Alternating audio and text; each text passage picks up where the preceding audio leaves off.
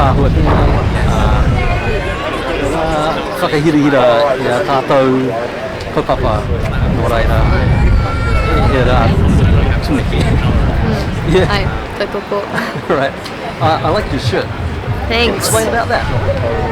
Yeah, well, I'm going to speak on this today at the strike about our need for system change and te tiriti justice and why those two issues are essential to climate action. Yeah, so I mean it's a big kaupapa, but the statistics really speak for themselves. So we have seen that our government is not taking action, cannot possibly take action with the current formulation of it. The inverse of that is that we see that Indigenous people around the world and Māori and Tāngata whenua here in Aotearoa have been leading this fight since before we even realised the greenhouse gases were being emitted. And the statistics are there's 20% of land inhabited and looked after by Indigenous people, and there's over 80% of the remaining wildlife on planet Earth is in those territories. So we know that when Indigenous peoples decline, biodiversity declines, environments decline, and vice versa. There's a direct correlation.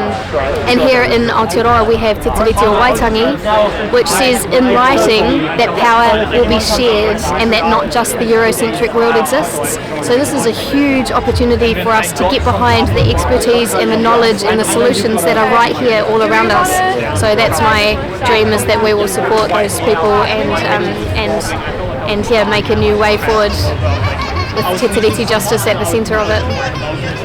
That sounds like a great dream. I want to say grand dream, but I mean grand in the sense of great. What would it look like? How would it be different from today in practical terms? I think we would have a lot more collaborative spaces for decision making. So I'm not sure if you're familiar with the Matiki Mai project and report, but there has been a really beautiful body of work done by Tāngata whenua to look at what te tiriti based governance in New Zealand would look like. And it basically, the very kind of,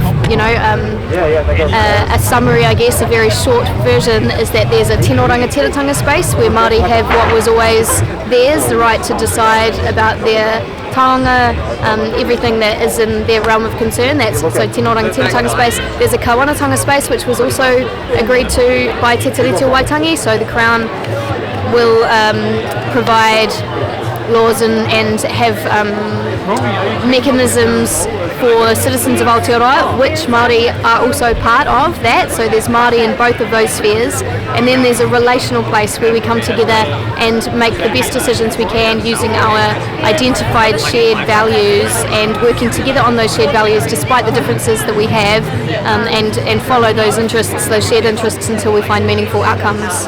I have heard of Maori Tuhono framework, biodiversity framework. Sounds remarkably similar to what you're talking about. Yeah, I haven't heard of that specific work. Yeah, it's feeling still talking about it, proposing it. I think it's being finalised later this year, published next year. Oh yeah, is that who's doing that work? I should know that, to be able to tell you, because I was talking to someone about it a couple of weeks ago. But what I do know is that it's a lot of, there are different Kiwi around. People I was talking to was Ngātika Nunu Ki Wairua. There are representatives from there, of course, but other iwi around as well. And creating a framework by which NGOs and government reps can all work together going forward in ways that respect everyone's values. It's not a policy, I was told, it's a framework. It's like a game plan, but not rules of engagement, but it's a way of thinking about things, I suppose. Yeah, sounds like a philosophy and a way to come together around shared values. Yeah, cool. So, yeah. Anyway, it's good to see things happening in concrete ways towards that kind of vision? Yeah, I'm working on a project with Ngāti Toa Rangatira in Porirua, and we have formed a group, a standing forum of community leaders in Porirua. So that's people, the council are part of that. So people from any realm that have a constituency and people that they can share the information that's being shared in this, what is being called a talanoa, the Community Leaders Forum. Talanoa, that's a Pacific word for deliberation, and kōrero, wānanga, those kind of things. So this is the first step is to set up this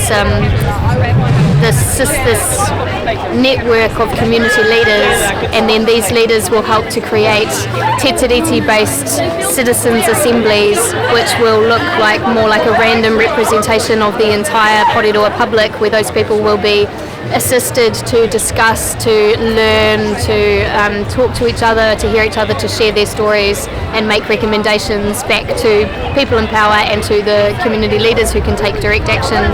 And alongside that there will be a mana whenua assemblage which can enact a tino rangatiratanga aspect of this framework as well. Framework? I was just about to say, it sounds a lot like a citizens' assembly. Essentially, it's a te tiriti-based citizens' assembly. So we came together originally to look at what citizens' assemblies have to offer and whether that was a project that we wanted to try and undertake with mana whenua.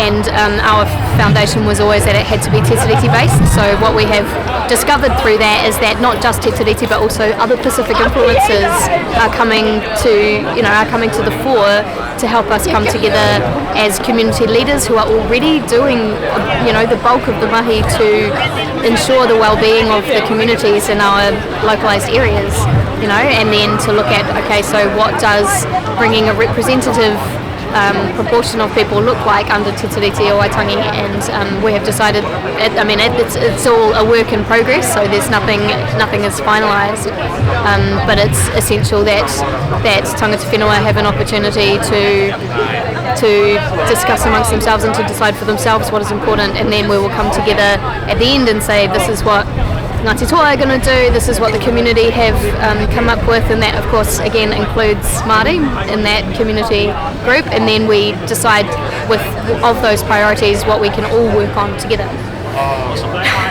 When you say it's hard to describe. Ngāti Toa, you said talk about them. You're not putting yourself in that group. No, I am Tauiwi Pākehā, no Airana Kireti o Kutupuna. So, what got you first interested or involved, motivated to learn so much level and take leads? Wow, I'm not sure exactly when it started. I can remember dreaming about living in community in the way that I was, aware of Māori having community when I was a little kid. But the older I've become, the more and more disillusioned I have become with Western governance. And to be honest, tangata whenua, when I became a full-time climate activist, it was tangata whenua and Māori who really were my biggest inspiration and who gave me the biggest hope, because Māori have seen this before, tangata whenua had to witness their communities dying in the face of colonisation, their lands being absolutely destroyed, and they are still strong. Despite all of that, they're still fighting for the same thing that all of these climate activists are now coming together to stand for.